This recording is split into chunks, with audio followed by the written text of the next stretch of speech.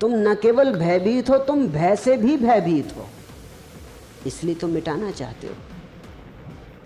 तुम मिटा ना सकोगे। तुम मिटोगे तो भय चला जाएगा, तुम भय को ना मिटा सकोगे। भय ही तुम्हारे अहंकार की छाया है।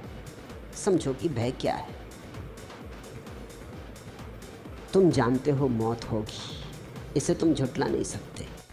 रोज कोई मरता है, हर मरने वाले में तुम्हारी ही मरने की खबर आती। जब भी कोई अर्थी निकलती, तुम्हारी ही अर्थी निकलती, और जब भी कोई चिता जलती, तुम्हारी ही चिता जलती। कैसे भुलाओगे?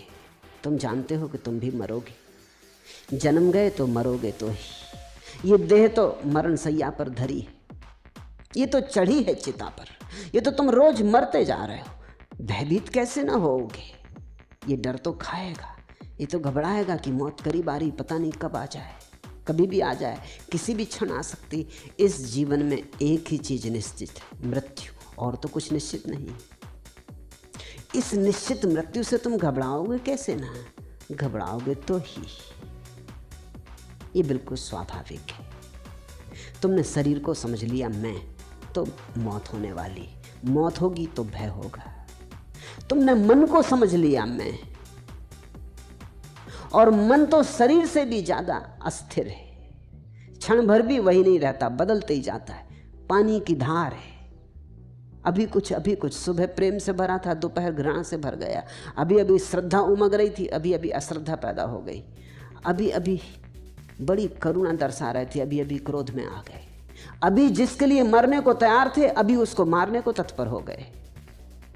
ये मन तो भरोसे का नहीं, ये तो बिल्कुल कपरा है, ये तो पानी की लहर है। इस पे तो खींचो कुछ, खिंचता नहीं, मिट जाता है। इस मन के साथ तुमने अपने को एक समझा है, क्षण भंगुर मन के साथ तुमने अपने को एक समझा है। मृत्यु के मुख में चले जा रहे शरीर के साथ तुमने अपने को एक समझा। तुम भयभीत कैसे ना होगे? और तुम पूछते हो भय से छुटकारा कैसे हो? भय स्वाभाविक है।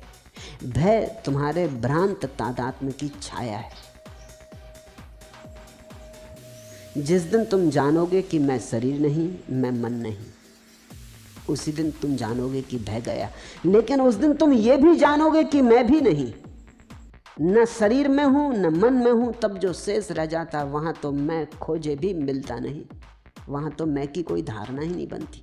मैं तो पैदा ही तादात्म्य से होता है। किसी चीज से जुड़ जाओ तो मैं पैदा होता है।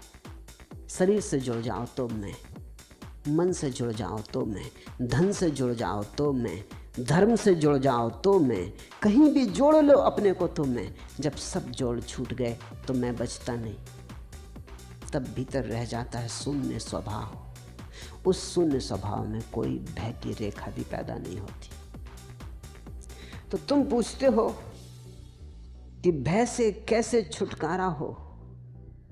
नहीं, भय से छुटकारे की चेष्टा ना करो, भय को समझो कि भय क्यों है।